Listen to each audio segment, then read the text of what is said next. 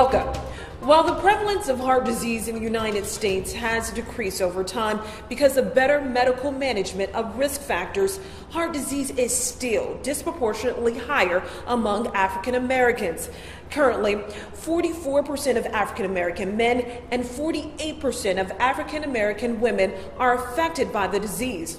Many doctors believe social, environmental, and genetic factors play a role in heart disease among African Americans, and they are now turning towards pharmacogenomics research and genetic testing to help prescribe you a safer and more effective medication tailored to your own DNA profile. Delight thyself also in the Lord, and he shall give thee the desires of thine heart.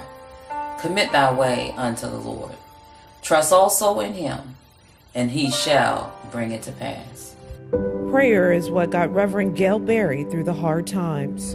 Observing my heart, they discovered a blockage, and all of a sudden, like I'm talking to you, I could hear them. Hurry, now, quickly, get this, come. So when they were wheeling me to recovery, I said, what was it? I heard everything that you said. They said, we discovered a 90% blockage, and this would have killed you. She was taking several prescriptions to alleviate her symptoms, but to no avail. I was having a lot of breakout, bruising, and bleeding. I mean, sometimes my bruise would cover like this whole forearm. And I said, this medicine is not good for me. She decided to try genetic testing and took a Berkeley test, which is a blood and genetic test for heart patients.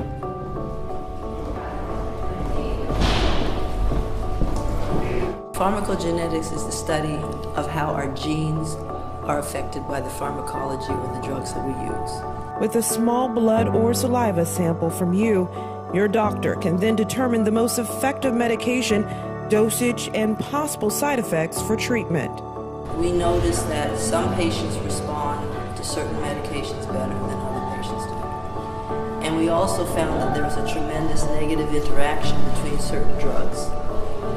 And so the more information that you have on how a person responds will be able to allow you to pick the best drugs for that particular person.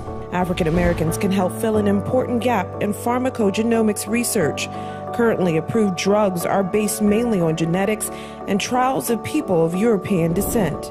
African Americans traditionally have not been in any of the trials on anything when it comes to Alzheimer's, when it comes to heart disease, and if we're not going to be in the trials of new drugs that are coming on board, then we only have to speculate that they may respond when they may not. Like Reverend Berry, who is doing much better after genetic testing. I have heart disease and so does my sister. So we know that there is definitely a correlation to genetics in this disease.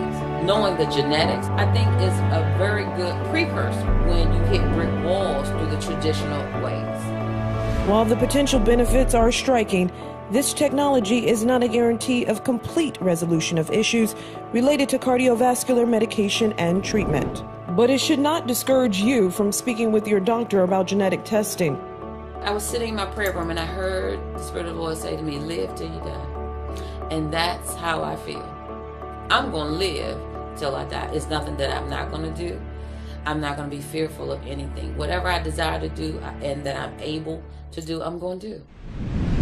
We'd like to thank you for taking the time to view this program today. This video was produced by Taking Effective Action with funding from Account.